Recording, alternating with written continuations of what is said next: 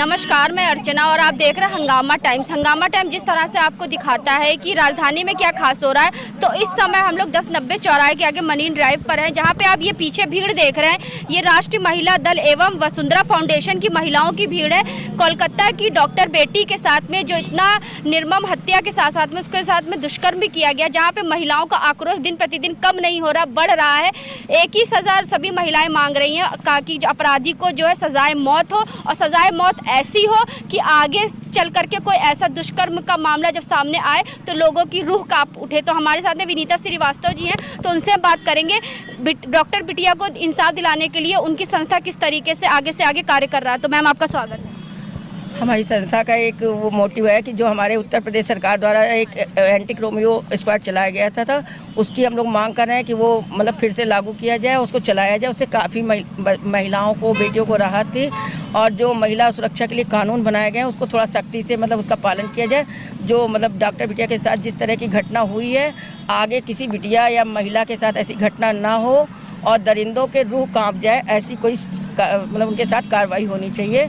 ये हमारी संस्था की और हम सब की मांग है कि महिला सुरक्षा के लिए हमारी सरकार, उत्तर प्रदेश सरकार द्वारा जो नियम बनाए गए हैं, कानून बनाए गए, बहुत ही अच्छे, लेकिन फिर भी हम लोग एक मांग करते हैं सरकार से ठोस कानून आइए। जिस तरह से जो है सभी महिलाओं के बीच में एक आक्रोश है, और स्क्रीन पे आप देख रहे हैं कि यहाँ पे कम से कम सैकड़ों की तादाद में महिलाएं उपस्थित हैं, और महिलाओं के हाथों में जिस तरह से मिशन शक्ति, नारी सुरक्षा, नारी सम्मान, नारी को लेकर के अलग अलग लोगों के हाथों में एक अलग सा आक्रोश दिख रहा है। हमारे साथ में सरोज जी हैं, तो सरोज जी ऐसे ही महिलाओं के न्याय के लिए और महिलाओं को इंसाफ दिलाने के लिए हमेशा जागरूक भी रहती है और महिलाओं को जागरूक भी करती हैं। तो डॉक्टर बिटिया के साथ जो कांड हुआ उसके बाद में उन्होंने देखा होगा मुंबई के जो ठाणे था, वहाँ बदलापुर में 2 बेटियों के साथ में हुआ, एक हफ्ता भी नहीं बीता था। उसके बाद उत्तराखंड में एक नर्स बिटिया के साथ में हुआ। ऐसी लगातार वारदातें चली आ रही, हरियाणा, पंजाब, चाहे जहाँ हो, दुष्कर्म आए दिन होते रहते। कुछ दुष्कर्म जो उजागर हो जाते हैं और कुछ जो है ऐसे जो दब जाते हैं। तो मैम, क्या कहना चाहेंगी? बेटियों की आशाएं आपसे बहुत हैं, ऐसी बेटियों को इंसाफ दिलाने के लिए आपकी संस्था क्या कर रही है? मैम, हमारी आरएमजी ऑर्गेनाइजेशन और वसुंधरा फाउंडेशन मिलकर इस मिशन पर काम कर रही हैं। आप देख रहे हैं कि हमारी महिला शक्ति, मातृशक्ति, हम लोगों ने जब से सुना अंदर से मन इतना द्रवित था कि कह नहीं सकते, कि जैसे अपने घर में कुछ हो गया हो। बेटियों के साथ जो बलात्कार हो रहे हैं, आए दिन रेप हो रहे हैं, ये हम लोगों के लिए शर्म की विषय है। मैं तो अब ये कहना चाहूँगी, सरकार तो अपना कार्य कर ही रही है, एक महिला सुरक्षा गारंटी अधिनियम बने, तथा इसके साथ साथ ये भी कहना चाहूँगी हमें अपने घर से ही बेटा और बेटी दोनों को संस्कार देने होंगे ताकि ये नौबत ही ना आए। और इसका दूसरा कारण मैं मोबाइल भी मानती हूँ कि मोबाइल में आपने देखा होगा प्रत्येक घर में सब लोग एक सोशल इंटरेक्शन ख़त्म हो गया है, सब लोग मोबाइल पे ही लगे रहते हैं, एक सामाजिकता हम लोगों में ख़त्म हो गई है, अपने अपने सर से अपने अपने जैसे सोच रहे हैं। दूसरा, एक मोबाइल का सबसे एक दुर्भाग्यपूर्ण कहूँगी कि जो प्रोन साइट जो हम लोगों का खुला हुआ है, छोटे छोटे बच्चे, बड़े बड़े बच्चे, वो उससे मानसिक विकृतता पैदा हो रही है। तो हम सबसे पहले सरकार अपना कार्य कर रही है, हम लोग उनके साथ हैं, लेकिन हमें अपने घर से भी संस्कार बच्चों को देने होंगे। बिल्कुल बिल्कुल, ये मैम ने बहुत अच्छी कहा कि बेटा जो हो या बेटी हो, तो उनको अपने ही संस्कार जो अपने घर से देने होंगे। तो ऐसी जो महिलाएं, सभी महिलाएं यहाँ पे खड़ी हैं, जहाँ पे सैकड़ों की तादाद में। हमारे साथ में रीता जी हैं, तो रीता जी से बात करेंगे। क्या कहेंगी मैम, क्या कहना चाहेंगी अपनी संस्था के द्वारा? जैसे कि मेरी राष्ट्रीय अध्यक्ष सरोज प्रसाद जी ने कहा है कि घर से संस्कार देना चाहिए अच्छे, तो उस बात को हम यही कहेंगे कि हम बेटे बेटी को संस्कार अच्छे देंगे, बेटों को समझाएंगे जैसे मेरी बहन है, तुम्हारी बहन है, वैसे हर लड़की को सोचना चाहिए। दूसरा, हम ये कहेंगे कि हम लोग अब सजग हो गए हैं, हम लोग में अब आत्मविश्वास जग गया है, और हम ये चाहते हैं कि जो डॉक्टर बिटिया के साथ हुआ है उसका हमें जमकर विरोध करना है और बदला लेना है। और जो वो है जो डॉक्टर जिसने किया है बलात्कार, उसको ऐसी सजा दें जिससे सबकी रूह कांप जाए करने वालों की।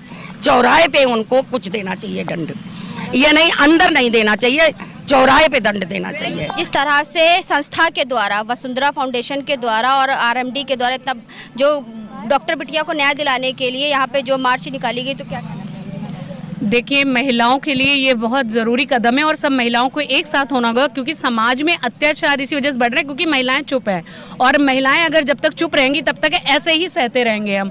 तो ये महत्वपूर्ण कदम वसुंधरा फाउंडेशन और राष्ट्रीय महिला दल द्वारा तो निकाला भी गया। बाकी मैं सभी बहनों से अपील करती हूँ कि कृपया सामने आएँ और आवाज़ उठाएं, क्योंकि कानून व्यवस्था बदलनी होगी। अगर इस तरह से अपराधी खुले घूमते रहेंगे तो हर नज़र पे एक बलात्कारी हमें दिखता है, हर जगह पर एक परिवार में है, समाज में है, पड़ोस में है, जो कि हम कहीं ना कहीं लड़कियां झेल रही है और वो बता नहीं पाते। और जब इसके बाद जब अपराध बहुत बड़ा एक जिस प्रकार अभी कृत्य हुआ कोलकाता में, जब वो लेता है तब उसके बाद हमें होश आता है। तो ये जो हमारी न्याय दिलाने की एक हमने पहल की है, ये बंद नहीं होनी चाहिए। और मैं अपील करती हूँ सारे देशवासियों से कि सभी आगे आए और कानून बदलें। जो भी बलात्कारी हो उसको तुरंत मृत्युदंड मिलना ही चाहिए। इसके अलावा हमें कोई भी हमें न्याय नहीं चाहिए कि आपने 10 लाख मुआवजा दे दिया, 5 लाख मुआवजा दिया, उससे कोई लड़की वापस नहीं होती। तो हमारी जो संस्कृति है, हमारे में महिला को पूजा गया है, और जिस तरह की दुर्दशा है, मुझे लग रहा है कि ये बहुत अच्छा कदम उठाया गया है। और मैं खुद भी इस संस्था के साथ जुड़ी हुई हूँ और मैं बहुत गर्व महसूस कर रही हूँ कि आज महिलाएं आकर के यहाँ पर आवाज़ उठा रही हैं। धन्यवाद। क्योंकि जाति, धर्म और सभी के नाम पे तो सब पूरा देश एक हो जाता है, लेकिन जब किसी लड़की के ऊपर ऐसे दुष्कर्म होता है तो बहुत से राजनीतिक दल और सब समाज सेवा बहुत चुप्पी साध लेते हैं। तो उसके बारे में क्या? मैं बिल्कुल सहमत हूं, क्योंकि हम ऐसे तो बहुत सारी बात करते हैं, लेकिन जहां हमें जरूरत होती है वहां बहुत सारी समाज सेवी संस्था और हमारे राजनेता चुप बैठ जाते हैं। जबकि उन्हें सबसे पहले, क्योंकि देश की जनता उन्हें चुनती है, देश की जनता उन्हें इसलिए याद लाती है कि अगर उन्हें किसी प्रकार की परेशानी है या कुछ भी इस तरह के केसेस में, तो स्पेशली मुझे लग रहा है कि राजनेताओं को फ्रंट में आना चाहिए, क्योंकि हर घर में बेटी है। ये कोई एक परिवार की बेटी नहीं है, हम सब की बेटियां हैं और हम सब यहाँ कहीं ना कहीं किसी रूप में माँ, बेटी, बहन के रूप में यहाँ पर हैं।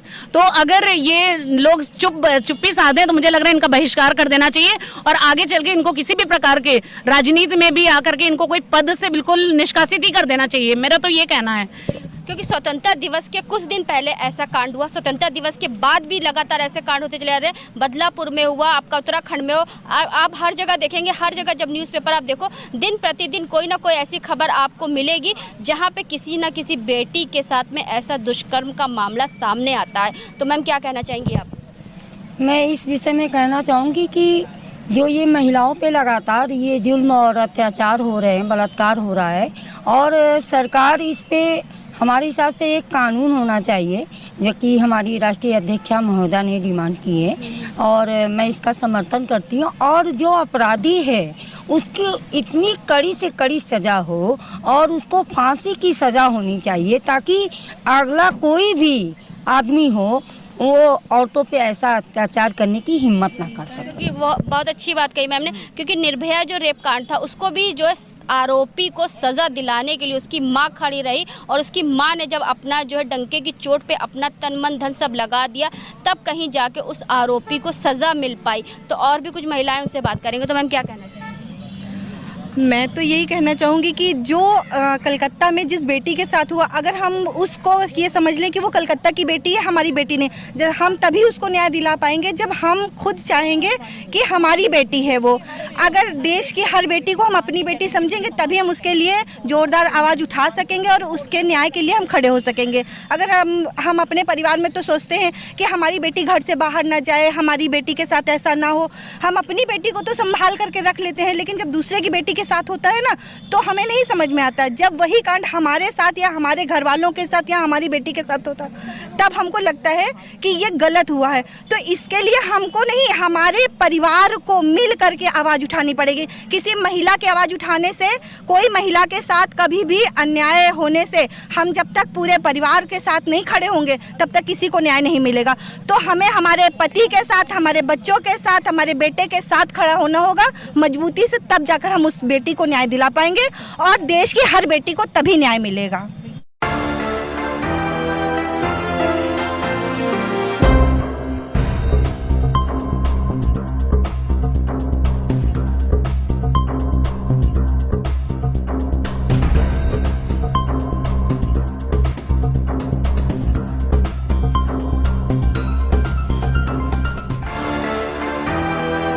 तो सर संस्था के द्वारा देश की बेटियों को प्रोटेक्ट करने के लिए एक यहाँ पे मोर्चा निकाला गया शांतिपूर्वक। तो सर सरकार के से उन लोगों ने मांग करी है कि बेटियों की सुरक्षा उनको होनी चाहिए, तो इस बारे में सरकार की तरफ से क्या कहेंगे? बिल्कुल जो है बेटियों की सुरक्षा सरकार की प्राथमिकता है।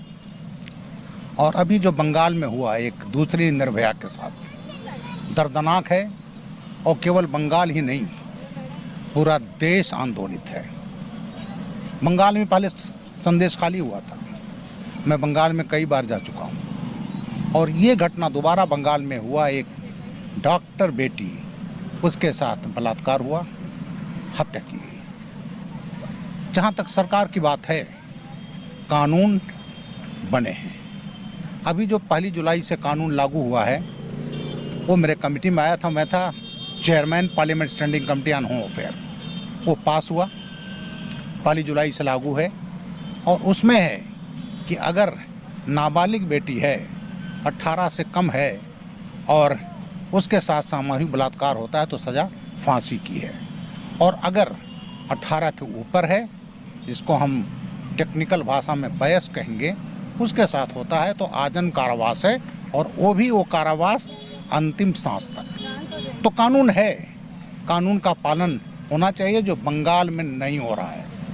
बंगाल हमने बड़ी अच्छी तरह देखा। 5 बार मैं संसदीय समिति के साथ गया था, 3 बार मैं खुद चेयरमैन था। तो वो बंगाल में हुआ है, दुखद है, और सरकार इसके लिए तत्पर है। और उत्तर प्रदेश में जहाँ योगी आदित्यनाथ जी की सरकार की बात है, यहाँ ऐसी कार्रवाई होती है जो एक दूसरे जगह पर उसका असर पड़े। जैसे अपने अयोध्या में हुआ, समाजवादी पार्टी के नेता ने बलात्कार किया। इसी तरह से अभी कन्नौज में हुआ, वहाँ का समाजवादी पार्टी का नेता जो जिलाध्यक्ष रहा है और वहाँ की सांसद नहीं, माननीय डिम्पल जी का सबसे खास आदमी रहा है। मैं वहाँ कई बार जा चुका हूँ जब सपा की सरकार थी और उसकी तूती बोलती थी। तो ये वहाँ पर कार्रवाई हुई है, जेलों में है, और कई जगह जिनके अवैध संपत्तियाँ थी, खासकर अयोध्या में, वो तोड़ी गई।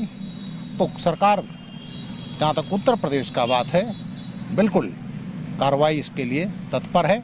और ऐसे केसेज में जो विवेचना होती है, टाइम बाउंड विवेचना होगी, और टाइम बाउंड विवेचना के बाद ऐसे मामले को फास्ट ट्रैक कोर्ट, इसलिए फास्ट ट्रैक कोर्ट जिससे तुरंत एविडेंस हो जाए, और एविडेंस होने के बाद सज़ा हो जाए तो उसका असर पड़ता है। इसके साथ साथ हमारा जो समाज है, सोसाइटी है, माँ बाप हैं, इन सबका, हम सबका भी बड़ा रोल है कि हम बच्चों को अपने संस्कार दें, जिससे कभी बच्चे हमारे कभी ऐसे ट्रैप ना फंसें। जैसे वो भी चल रहा है बड़ा, हमने उस एक्ट में भी रखा है लव जिहाद, वो भी रखा है। तो जहाँ तक उत्तर प्रदेश सरकार की बात है, ये ज्ञापन आज मिला है, मैं माननीय मुख्यमंत्री जी को इसको भेजूंगा, भारत सरकार भी भेजूंगा, और इस पर जो भी ऐसी घटनाएं होंगी उस पर कड़ी कार्रवाई होनी चाहिए। पूरा देश चाहता है, समाज चाहता है। और ये जो राष्ट्रीय महिला दल जिन्होंने ये शांति मार्च निकाला है, ये सब महिलाएं बहुत एक्टिव हैं, और हमें इनसे भी कहते हैं कि हमें जागरूक करना होगा बच्चियों को, उनके पेरेंट्स को, स्कूल कॉलेजेस के माध्यम से, सेमिनार के माध्यम से करके, और उसको हम लोग करेंगे। कोलकाता की डॉक्टर बेटे के साथ ऐसा हुआ है, कई माएँ सोच रही हैं कि अब अपनी बेटी को हम डॉक्टर ही ना बनाएं। बिल्कुल, एक देखें, एक ऐसी जघन घटना होती है, एक बेटी जो एमडी कर रही थी, MBBS कर चुकी थी, MD की थी, PG थी, और PG के बाद जहाँ इतने बड़े सपने माँ बाप के सेहत थे, और ऐसी बड़ी जघन्य घटना, निर्मम हत्या, बलात्कार के बाद निर्मम हत्या, वो दुखदाई है। ये इस टाइप दिमाग में आता है। लेकिन जो वहाँ कलकत्ता पुलिस को जानता हूँ, वहाँ का जो प्रिंसिपल था उसने कहा आत्महत्या किया है। वहाँ के लोग बचाने में लगे थे। मैं तो बंगाल में जानता हूँ, वहाँ की पुलिस जो है वो तृणमूल कांग्रेस की वर्कर हो गई है।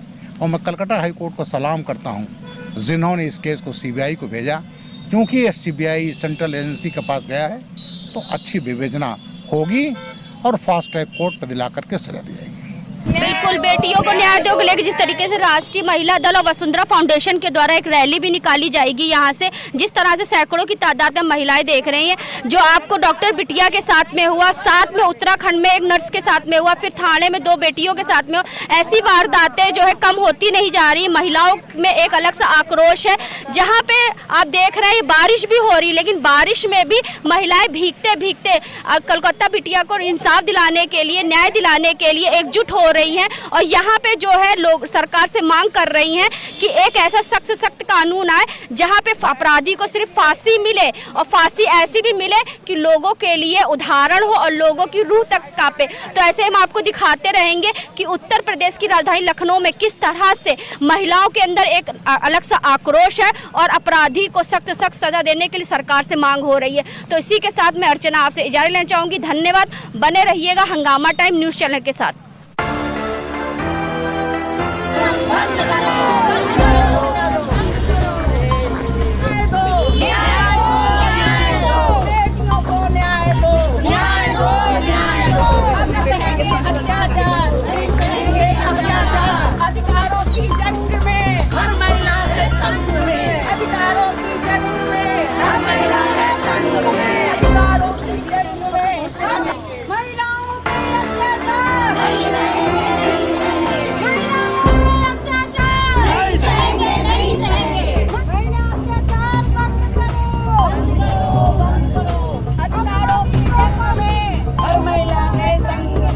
हंगामा टाइम्स की तमाम खबरों को देखने के लिए हंगामा टाइम्स को सब्सक्राइब कर लीजिए और बेल आइकन दबा लीजिए। अगर आपको ये वीडियो अच्छा लगा हो तो लाइक बटन प्रेस कर अपनी प्रतिक्रिया हमारे कमेंट बॉक्स में देना मत भूलें।